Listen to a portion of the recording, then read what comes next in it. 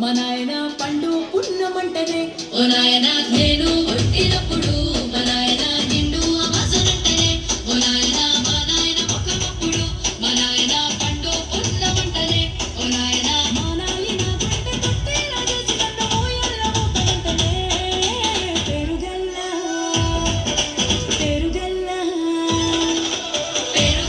పెద్దిరెడ్డి బిడ్డలో రామసిలుక గౌరాల నన్ను చేసి పెంచలే ఓ రామసిలుక.